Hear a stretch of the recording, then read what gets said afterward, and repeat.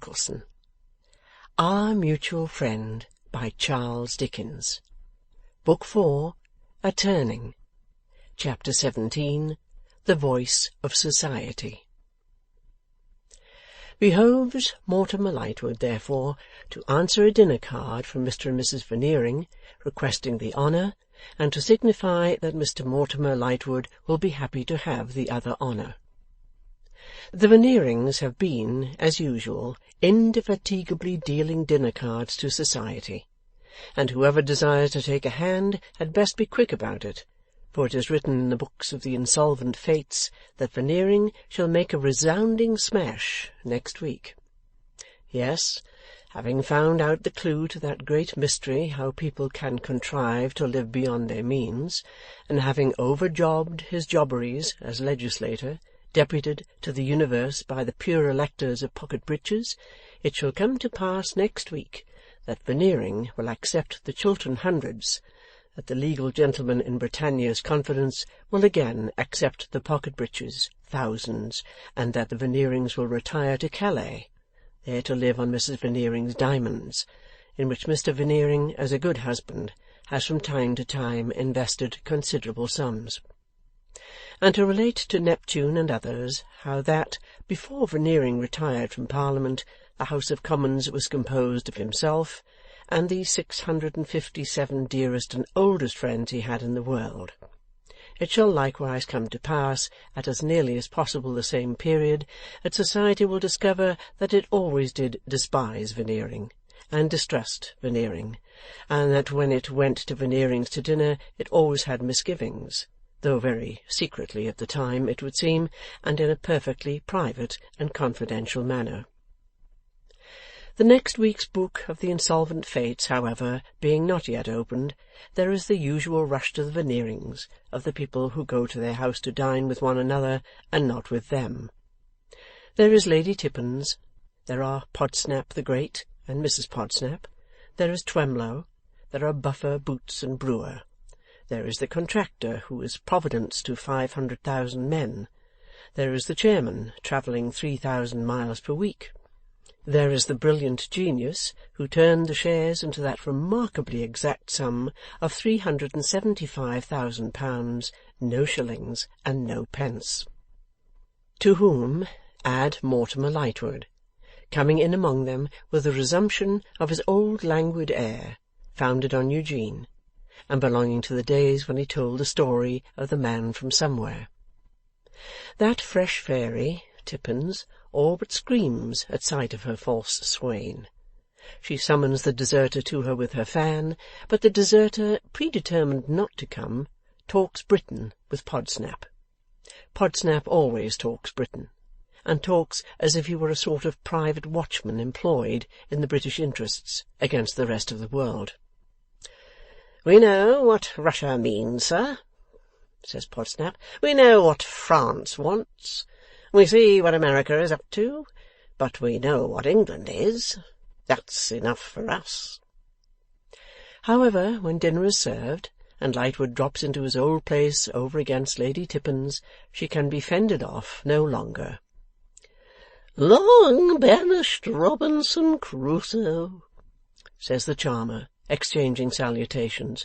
"How did you leave the island?" "Thank you," says Lightwood. "It made no complaint of being in pain anywhere." "Say, how did you leave the savages?" asks Lady Tippins. "They were becoming civilized when I left Juan Fernandez," says Lightwood. "At least they were eating one another, which looked like it." "Tormentor," returns the dear young creature, "you know what I mean, and you trifle with my impatience. Tell me something immediately about the married pair. You were at the wedding?" "Was I? By the by?" Mortimer pretends at great leisure to consider. "Oh, so I was." "How was the bride dressed? In rowing costume?" Mortimer looks gloomy and declines to answer. "I hope she steered herself, skiffed herself, paddled herself, larboarded and starboarded herself, or whatever the technical term may be, to the ceremony," proceeds the playful Tippins. "However she got to it, she graced it," says Mortimer. Lady Tippins, with a skittish little scream, attracts the general attention. "Graced it! Take care of me if I faint, Veneering. He means to tell us that a horrid female waterman is graceful." "Pardon me, I mean to tell you nothing, Lady Tippins," replies Lightwood, and keeps his word by eating his dinner with a show of the utmost indifference.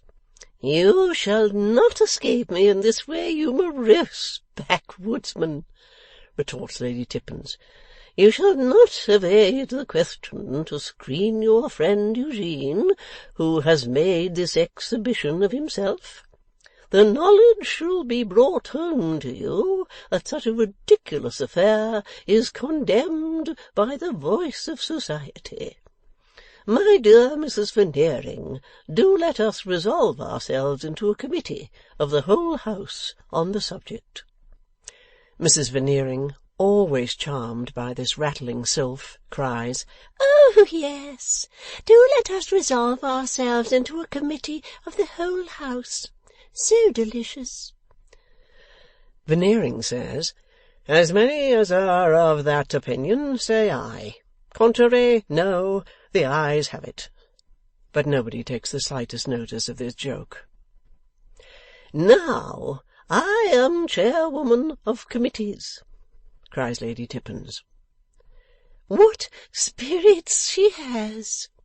exclaims Mrs. Veneering, to whom likewise nobody attends. "And this," pursues the sprightly one, "is a committee of the whole house to, what you may call it, elicit, I suppose, the voice of society.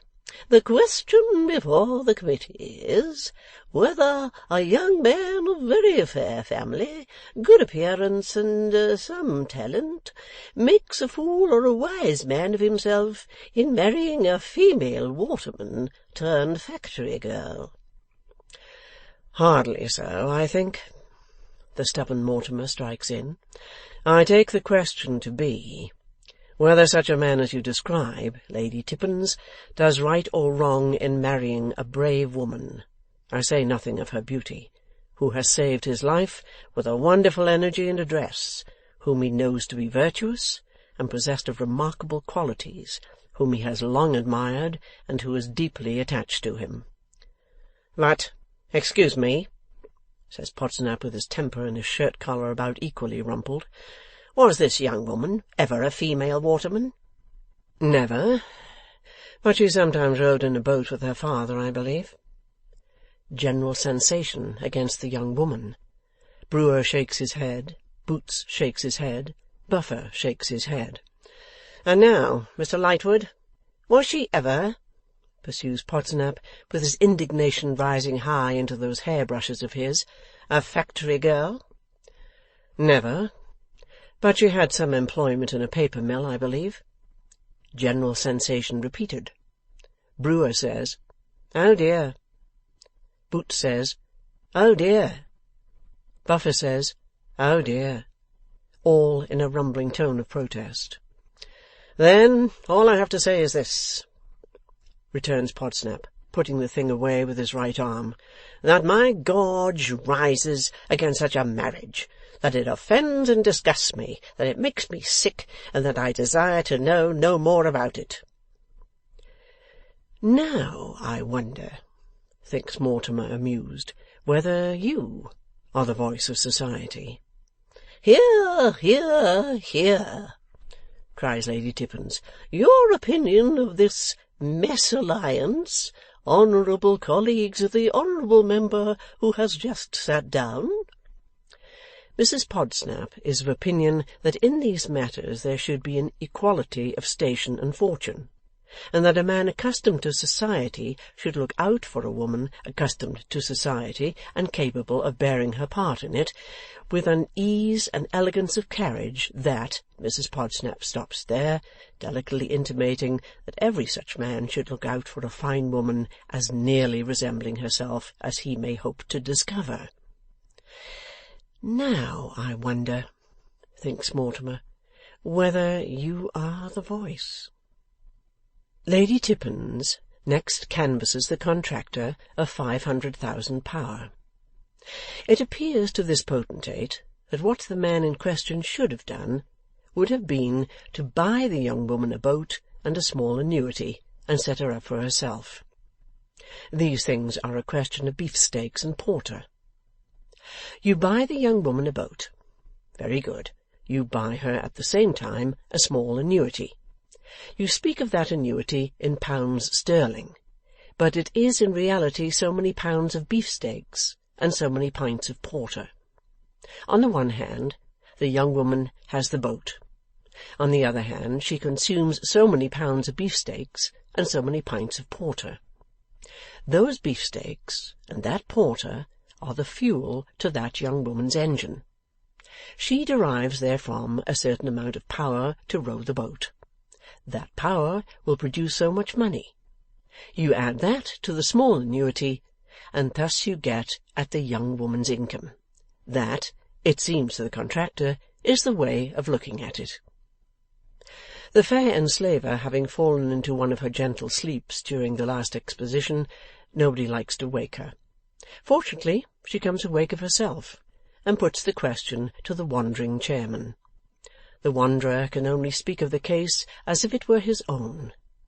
If such a young woman as the young woman described had saved his own life, he would have been very much obliged to her, wouldn't have married her, and would have got her a berth in an electric telegraph office where young women answer very well. What does the genius of the £375,000 no shillings and no pence think? He can't say what he thinks, without asking, had the young woman any money? No, says Lightwood, in an uncompromising voice. No money. Madness and moonshine is then the compressed verdict of the genius. A man may do anything lawful for money, but for no money, bosh. What does Boots say? Boots says he wouldn't have done it under £20,000. What does Brewer say? Brewer says what Boots says. What does Buffer say? Buffer says he knows a man who married a bathing woman and bolted. Lady Tippins fancies she has collected the suffrages of the whole committee, nobody dreaming of asking the Veneerings for their opinion, when, looking round the table through her eye-glass, she perceives Mr. Twemlow, with his hand to his forehead. Oh, good gracious, my Twemlow forgotten, my dearest, my own, what is his vote?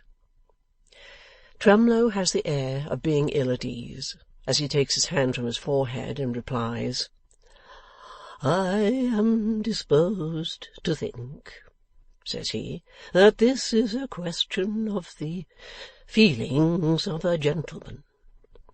A gentleman can have no feelings who contract such a marriage, flushes Podsnap. Pardon me, sir, says Twemlow, rather less mildly than usual.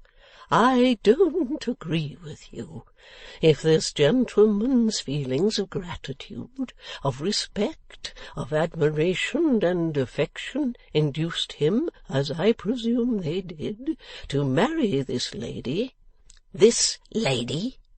Echoes Podsnap. Sir, returns Twemlow, with his wristbands bristling a little, you repeat the word. I repeat the word, this lady. What else would you call her, if the gentleman were present? This being somewhat in the nature of a poser for Podsnap, he merely waves it away with a speechless wave. I say, resumes Twemlow, if such feelings on the part of this gentleman induce this gentleman to marry this lady, I think he is the greater gentleman for the action, and makes her the greater lady. I beg to say that when I used the word gentleman, I use it in the sense in which the degree may be attained by any man. The feelings of a gentleman I hold sacred, and I confess I am not comfortable when they are made the subject of sport or general discussion. I should like to know, sneers Podsnap, whether your noble relation would be of your opinion. Mr. Podsnap, retorts Twemlow, permit me. He might be, or he might not be, I cannot say, but I could not allow even him to dictate to me on a point of great delicacy, on which I feel very strongly. Somehow a canopy of wet blanket seems to descend upon the company, and Lady Tippins was never known to turn so very greedy or so very cross. Mortimer Lightwood alone brightens. He has been asking himself, as to every other member of the committee in turn, I wonder whether you are the voice. But he does not ask himself the question after Twemlow has spoken, and he glances at Twemlow's direction as if he were grateful. When the company disperses, by which time Mr. and Mrs. Veneering have had quite as much as they want of the honour, and the guests have had quite as much as they want of the other honour, Mortimer sees Twemlow home, shakes hands with him cordially at parting, and fares to the Temple gaily. End of Book 4, Chapter 17.